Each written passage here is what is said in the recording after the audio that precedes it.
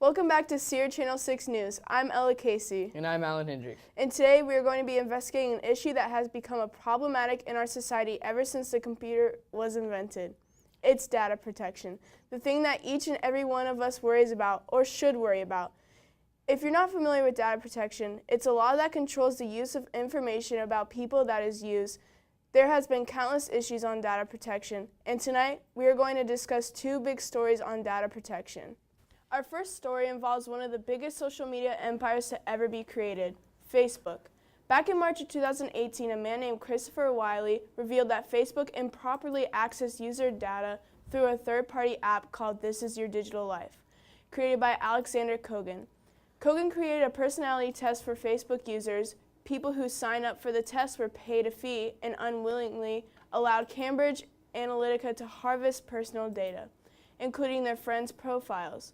The data breach led to the alleged misuse of the personal data of 87 million users in violation of Facebook policies.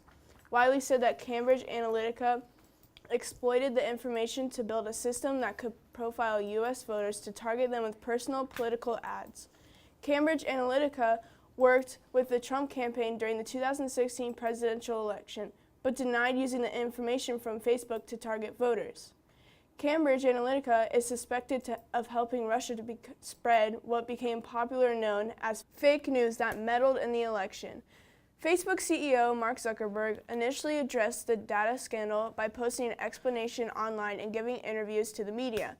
Zuckerberg said on Facebook page, "We have a responsibility to protect your data, and if we can't, then we don't deserve to serve you."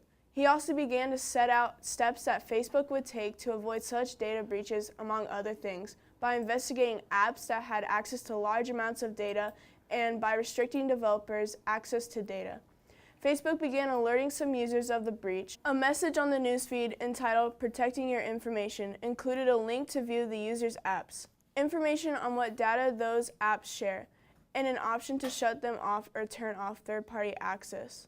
Zuckerberg apologized for the data breach and others' recent scandal in which Facebook had been involved. In pre-written prepared testimony, Zuckerberg said, "We didn't take a broad enough view of our responsibility, and that was a big mistake. It was my mistake, and I'm sorry. I started Facebook, I run it, and I'm responsible for what happens here." And now we are going to our correspondent, Ruth Harrismuke, for more on the story. Hi, I'm Ruth Harrismuke, and I'm here with Cindy Piker. She was a victim of the Facebook scandal concerning Kogan. Now, Cindy, how did it make you feel having your personal information leaked? It definitely sucks, and I don't appreciate this. I really thought that Facebook had my back. Did you ever expect this kind of leakage to happen from such a big company? No, I didn't. I thought that all my information would be completely protected and safe. Never did I think that they would use my data like that. What actions do you think that Facebook should take to make up for this?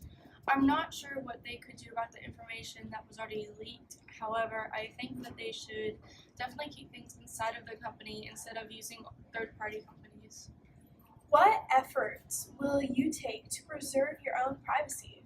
From now on, I will definitely be taking precautions about surveys and similar things that aren't exclusively from Facebook. Thanks for your insight on this debacle. Back to you guys. Thanks, Ruth. Now on to our other great scandal. On March 2nd, 1989, a man named Marcus Hess was arrested in his apartment. In the late 80s, Marcus Hess worked as a mere computer programmer for a small business in West Germany. It all started with a telephone call from his home phone. By making a local computer modem call in Hanover, he tapped into a European data network called Datex. From his cell phone call, he could access a computer at Lawrence Berkeley Laboratories in California that gave him access to other systems across the country. Hess went through about 450 computers, yet he was only able to gain access to about 30. Hess's many targets included computers at an Air Force Base Division in El Segundo, California, Army bases in Alabama, Georgia, etc. Once he got in his attack, he was precise and effective to look for sensitive information about military, nuclear, and space research projects in the United States and elsewhere. He used keywords such as nuclear and SDI to search documents. He was finding out secrets that only a certain few knew in the United States. The military finally had enough and decided to set a trap for Hess. An astronomer named Clifford Stoll tracked Hess's movements for 18 months. Stoll decided to lay a trap to entice the hacker to stay online long enough for the origin of the modem call to be traced. Stoll planted phony national security files that supposedly contained information on the Strategic Defense Initiative in Lawrence Berkeley computer. Hess took the bait and was arrested March 2nd, 1989.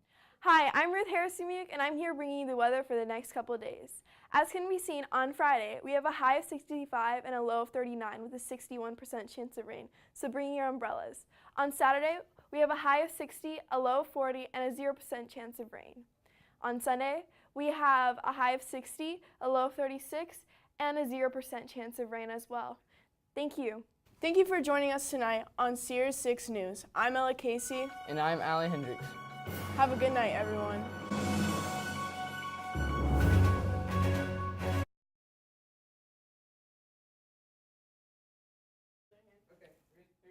Wait. Wait. I said, thanks, Ruth. Okay.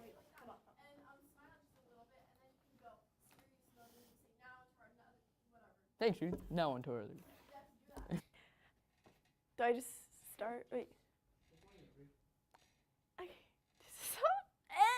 Okay. Hi, I'm. I would rather not edit this all out. Are you gonna be mad if I leave?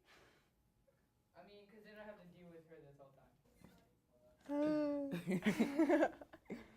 Okay. Back to you, Ella and Alan. Wait. Ella and Alan? Ella and Alan? I'm leaving. Alright.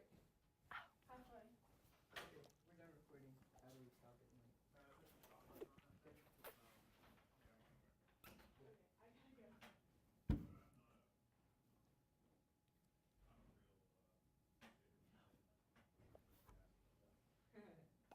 This is fun. Program.